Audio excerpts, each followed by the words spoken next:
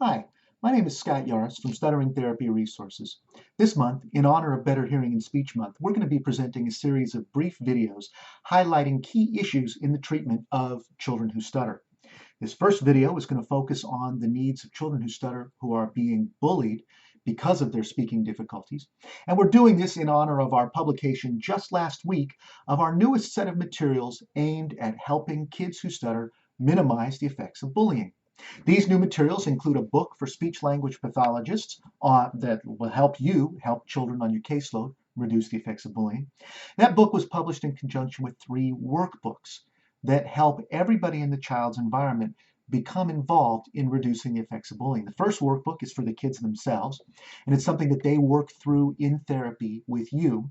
It has worksheets and forms and guides written specifically for the children to help them develop the skills they need to minimize bullying. Second workbook is for the parents of children who stutter, and it's designed to help them understand what their child is going through, understand the nature of stuttering, understand your goals in therapy, and understand how they can become helpful partners in minimizing bullying for their kids. The third workbook is for teachers and school administrators to help them understand ways that they can minimize bullying for all the children in their school, but in particular to help them understand what stuttering is and why it's such a particular problem for children who stutter.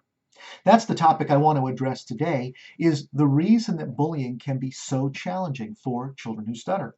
There's much that I could say about how to help kids overcome this burden. That's why we wrote a book on it. But for right now, I want to highlight the issues surrounding bullying itself. Bullying involves attempts on the part of one child or one person to hurt or harm another person. It's an attempt to control them and to take away their personal power. This is particularly problematic for many children because many children go to school every day fearing that they're going to be picked on about the thing that bothers them, whether it's that they wear glasses or a hearing aid or have a learning difficulty or that they stutter. What bullies do is they seek out the difficulties that people have. They seek out what people perceive as their weaknesses, and they try to exploit that weakness by making comments, by isolating people, by trying to hurt them around that area of difficulty. The more a person feels bad about an area, the easier it is for the bully to pick on them about that topic. So if a child feels bad because he wears glasses, the bully is going to be able to pick on him about the fact that he wears glasses. The important news about this, though, is if the child doesn't feel bad about the fact that he wears glasses, then even though a bully may try to pick on him about that topic, the child will be impervious to those comments because the glasses don't bother him. Well, this is tough for children who stutter for many reasons. One, if the child feels bad about his stuttering, and many do, then it will become easy for a bully to pick on him about his negative feelings about his speech. The more negative a child feels about his speech, the easier it will be for the bully to pick on him, and the more hurtful it will be when bullies make comments.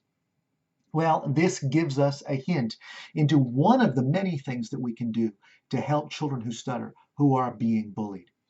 That is, the more they can overcome their own negative reactions to stuttering, the easier it will be for them to respond to bullies in ways that reduce the likelihood of further bullying. What those specific responses may be, I'll address in a future video, but for now we want to just highlight this very important fact. The more a child can overcome his negative reactions to his speech, the easier it will be for him to face the problems of bullying. That's true for any issue. The more a child can become comfortable with his glasses, with his hearing aid, with his learning differences, with whatever his issue is, the easier it will be for him to resist the negative comments of the bully. Those of you who are already familiar with the treatment of school-age children who stutter know that overcoming negative reactions is a significant component of therapy. It's not the only thing we do in therapy, but it's a significant component of what we do in therapy, is to help children become educated about stuttering, become desensitized to stuttering so it's of less concern to them, and overcome their own negative reactions. We address these topics at length in our book, School Age Stuttering, A Practical Guide, also available from Stuttering Therapy Resources. And in a future video, I will talk briefly about some of the ways to help children desensitize to stuttering. For now, the message I want you to remember is that there's a lot that you can do, And the first step in helping children overcome the effects of bullying is to help them understand and overcome their negative reactions to stuttering. I'll have more for you later. For now, this is the beginning of a series to commemorate Better Hearing and Speech Month. You can get more information about our work at Stuttering Therapy Resources at www.stutteringtherapyresources.com, or you can send an email to me. It's J. Scott, my first initial J, my middle name Scott, J. Scott, at stutteringtherapyresources.com. I'll look forward to seeing you for the next video.